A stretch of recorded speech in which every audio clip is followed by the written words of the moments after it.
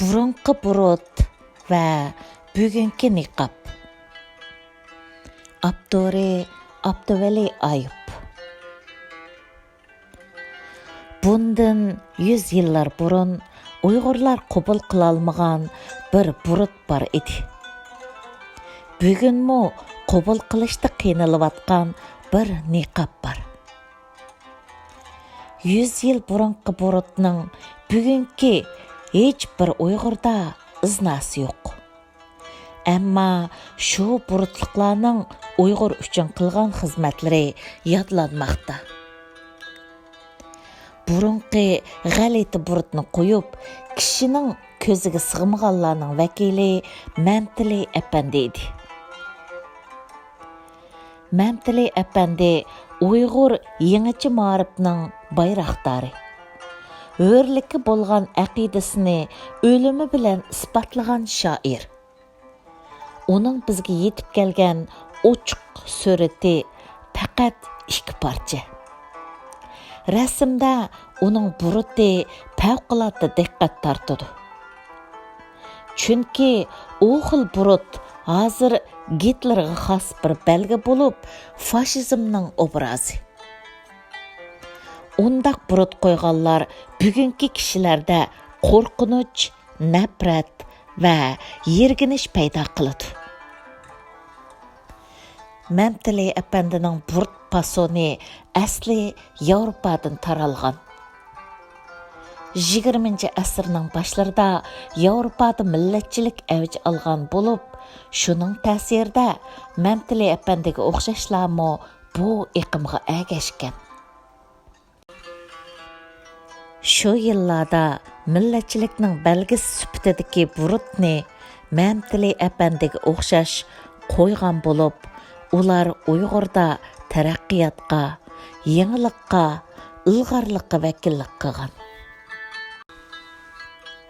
Misolan, millatni jaholatdan qutqizishga atlangan Abduxoliq Uyg'ur, Maqsud Mo'yidi, Mamtimin Bo'g'ra, Nazar G'oja, Abdusamad qatorliq yo'lboshchilarning hammasi ayni chog'da millatchilikning simvoli bo'lgan Gitlerchi burutni moda qilishgan. Gitlerchi burut yolg'iz Uyg'ur millatchilaridala emas, turk va arab millatchilaridami kengri qo'yilgan bo'lib, Misrlik Said Qutbningmi shundoq buruti bor edi. Yevropada tug'ilgan millatchilikning natijasida 1 va 2 dunyo urushi oxirlashgandan keyin yangi milliy davlatlar borliqqa keldi. Ammo millatchilikning yovvoyi shakli bo'lgan fashizm insoniyatning dushmaniga aylanib cheklandi. Gitler zamonida Germaniyada umumyuzlik qo'yilgan burut bugun fashistcha qiyofatning belgisiga aylanib qo'yilmas bo'ldi. Yevropalik millatchilardan burut qo'yishni o'rgangan Uyg'ur millatchilarining bugungi avlodlari Yevropada undaq burutni qo'ymay, cheklangan fashistcha qiyofat va fikrlardan amal bor saqlanib, tinchlik bilan davosini davom qilmoqda. Yevropada boshlangan millatchilikni qurol qilib, davlat qurmoqchi bo'lgan Mamtili Apandi, Mamtimin Bo'g'ra va Abduxoliq Uyg'urning varislari bugunmi millatchi. Ular Yevropacha milliy davlat qurishni orzu qiladi. Ular hozir Yevropa ellarida ajdodlar yoqqan mash'alni ko'tarib, ular boshlagan da'voga varislik qilib kelyotdi. Ammo hech bir Uyg'ur yo'lboshchi ularning burutiga varislik qilmadi. Chunki u burut bugun fashizmning maxsus belgisi sanaladi. Xuddi 100 yil burunqi dunyoda millatchilik avji elib, uning belgisi bo'lgan burut Uyg'urga taralgan bo'lsa, hozirgi dunyoda asliyatchilik to'lqini qo'zg'alib, uning simvoli bo'lgan niqob Uyg'urga ta'sir qildi. Yomon yeri turlik asliyatchilik iqimlari bugungi dunyoda terrorchilikning manbasiga aylanib, bomba soqol va qora niqob uning simvoli bo'lib qoldi. Natijada o'zi asliyatchi bo'lmagan, terrorchilik bilan hech bir aloqasi bo'lmagan, uzun soqol qo'ygan erlar va qora niqoblangan ayollar xato tushunilishga boshladi. Bugungi dunyoda Yevropadagi terrorlik hujumlariga ko'proq uchirgan Fransiyada niqob cheklandi. Niqobliklar sabab bo'lgan bir qancha terrorlik voqeasidan keyin musulmon davlati bo'lgan Tunismo niqobni cheklab farmon chiqardi. Shu qatorda Uyg'urlar orasida niqob taqaydigan xonim qizlarmo Uyg'ur jamoatida va xalqaroda xato tushunish va tushuntirishlarga mahkum bo'lmoqda. 2017 yil avgustda Amerika Birlashma Agentligining muxbiri Jerry Shea bilan Turkiyadagi Uyg'urlar to'plashgan mahallalarni ziyorat qildik.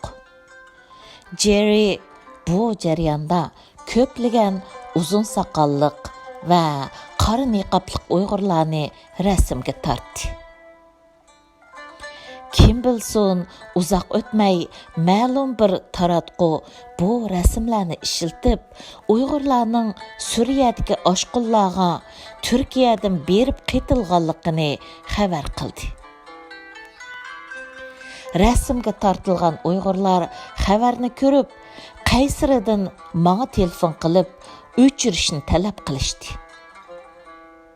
Birlashma agentlik bo'lsa, bu rasmlarning ijozat bilan tortilganligini, talab bo'yicha kimlikni yoshirganligini, to'g'riga qo'yilgandan keyin kimlarning qanday xabar uchun ishiltishni kontrol qilolmaydiganligini tushuntirdi.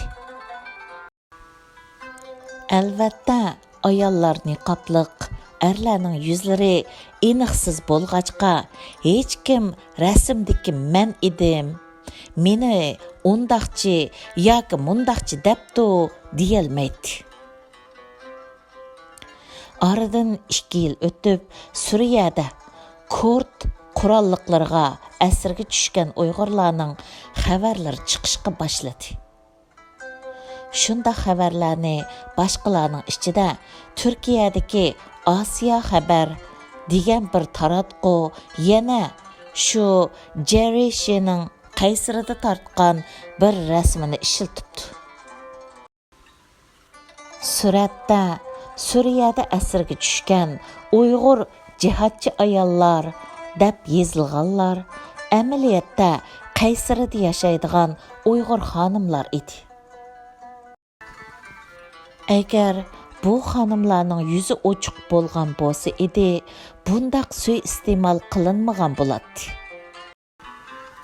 Heliqi saxtakor taratquning tuhmatiga qolmagan bo'lardik. Ularmo qo'rqmay yolg'on so'zlashga jur'at qilolmaydi.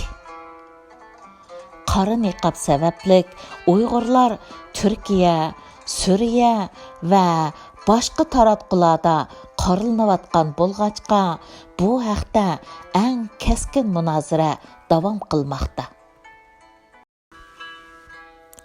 Niqobga qarshilar ichida Uyg'ur an'anasi nuqtasidan chiqib tanqid qilayotganlarmi? Uyg'urlarning dunyodagi obrazi nuqtasidan chiqib ayblayotganlarmi? Islom nuqtasidan chiqib radiya berayotganlarmi bor? Hatto qora niqob va bomba soqol oshqulliqqa simvol bo'lib qolganligi sababli dangliq taratqular Uyg'urlar haqida xabar ishlaganda iloj bor undaq ko'rinishlarni ishlatmay keldi. Masalan, Al Jazeera'ning Turkiyada ishlagan yanvardagi lagerlar to'g'riliq hujjatlik filmida BBC Turkiyadagi Uyg'urlardan guvohchilarni ziyorat qilib ishlagan xabarlarda va Vice yaqinda tarqatgan ota-onasidan mahrum sabiylar haqidagi filmida asli yuzi niqobliq ayollar bor edi.